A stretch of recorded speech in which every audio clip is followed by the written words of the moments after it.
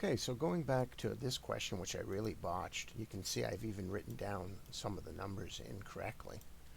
Um, what you should actually do is rearrange them vertically, because it's always going to be easier, in your x and your y's. So you got 0, 1, 2, 3, 4, 5. And your y's are going to be, in correspondence, 3, 4, 7, 12, 19, 28.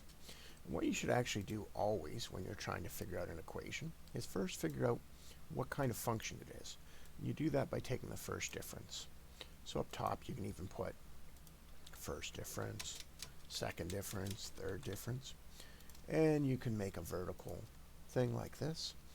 You can even make boxes, a separate box like that. What you're looking at is the difference between the y values. And it helps when the x values go up by 1. It's much more difficult when the x values don't go up by 1. You can see the difference between 3 and 4 is 1. And between 4 and 7 is 3. And between 7 and 12 is 5. Between 12 and 19 is 7. When those numbers are all the same, you're dealing with a first difference and you're dealing with a line. But they're not all the same. So you go to the second difference and you do the same thing. Difference between 1 and 3 is 2. Difference between 3 and 5 is 2. Difference between 5 and 7 is 2. Which means because the second difference is all the same, we're dealing with a parabola. Now if they weren't the same, you'd go to the third difference. And if the third difference was all the same, you'd be dealing with a cubic. Unfortunately, no matter what, if one of these is a cubic, quartic, whatever, you can figure out the equation. The problem is if that number system keeps going, you're probably dealing with either an exponential or a geometric series, making it much harder to solve. But when it's a parabola, it's very easy to solve. You start with your basic standard equation.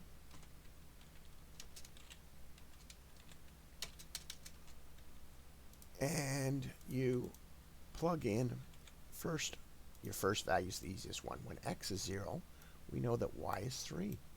Well, when x is 0, that's 0. When x is 0, that's 0. And all we got left is the c, which immediately tells us c is 3 in this equation. Great. Now that we know c is 3, let's look at some other numbers.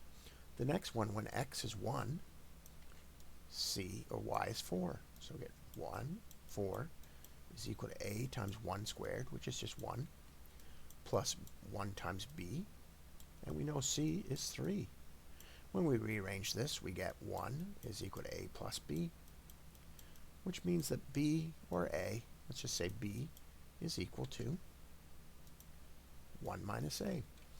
Well, when you're missing two variables like we are, we need two equations.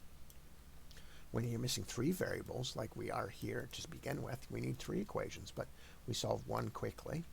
Now we have a second one, so we need a third equation. Well, fortunately, we have this line here too. So we can say when y is 7,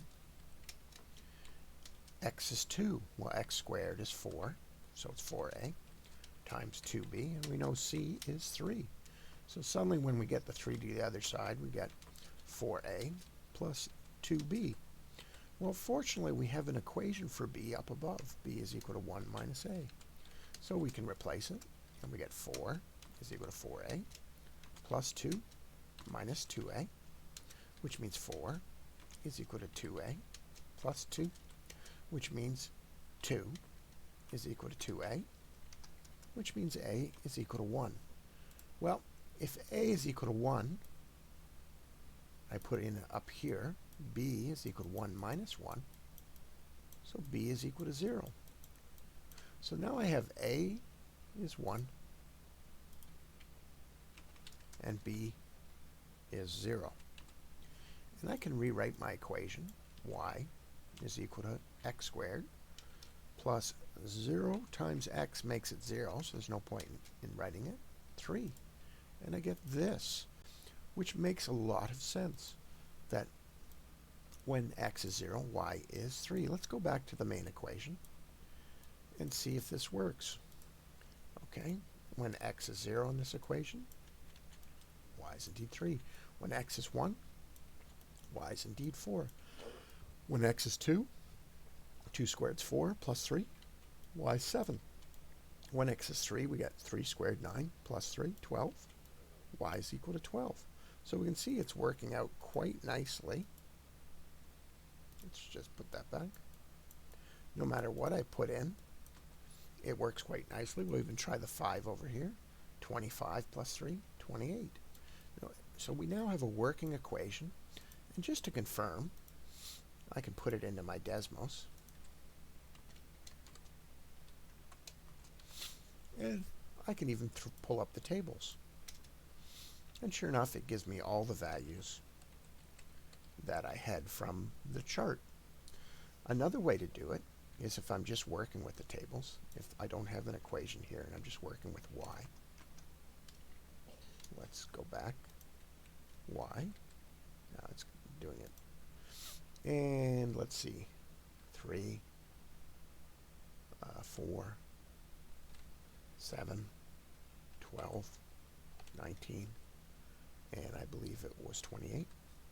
So you can see when it joins these things, I can sort of see that it's parabola, but you can also ask Desmos to solve it for you by making y1, and then sigma is shift up top left, a x1 squared plus b x1 plus c. And it should spit out all your values. And it's got to use the tables up above. So really my problem here is that I have to create a table up here that it will recognize, like that. x1 and y1. And then it will be able to fill in and come up with a conclusion based on the data. Let's see, 1 plus 3 was 4, I think. So 3, 4, 7, 12, 19, 28. And then down below, you can see that it solves it for us. It's pretty much saying B is 0. It's saying A is 1, C is 3. And it's coming up with the line that best fits. So Desmos can be used to solve or verify your answers.